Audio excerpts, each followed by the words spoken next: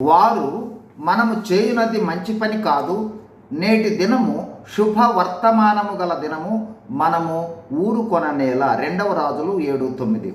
ఈ మాటలు నలుగురు కుష్ఠరోగులు ఒకరికొకరు చెప్పుకొనిన మాటలు. 2 రాజులు 7వ అధ్యాయాన్ని మనం గమనిస్తే, సిరియా సైన్యము షోమ్రోనుపై యుద్ధమునకు వచ్చి ముట్టడి వేస్తుంది. ఈ యుద్ధ ప్రభావం వల్ల షోమ్రోన్లో గొప్ప కరువు వస్తుంది.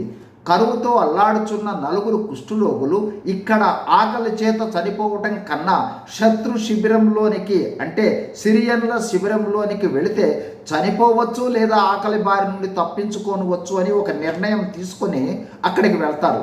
అయితే అక్కడ అంటే శత్రు శిబిరంలో సిరియన్ సైన్యం లేదు.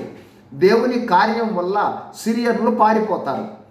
వీరు అంటే నలుగురు కుష్ఠరోగులు ఆ గుడారాలలో ప్రవేశించి అక్కడ ఉన్న ఆహార పదార్థాలు సమృద్ధిగా తిని, ఆహార పదార్థాలు దొరికిన బంగారు వెండి తీసుకున్న తర్వాత వారికి ఒక అద్భుతమైన ఆలోచన వస్తుంది. అది ఏమిటంటే, మన షోమ్రోను ప్రజలు కూడా కరువుతో ఆకలితో ఉన్నారు.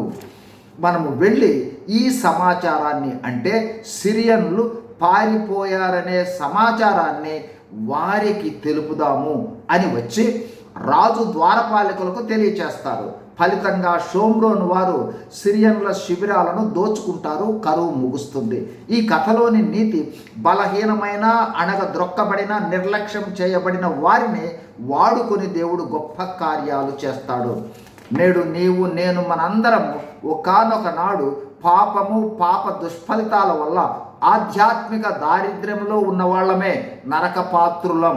దేవుడు తన సువార్త చేత మనలను దర్శించి దేవుణ్ణి తెలుసుకునే భాగ్యం దయచేశాడు. రక్షింపబడిన దేవుని స్వాస్థ్యముగా ఏర్పరచుకున్నాడు. ఆధ్యాత్మిక సమృద్ధిలోనికి వచ్చాము.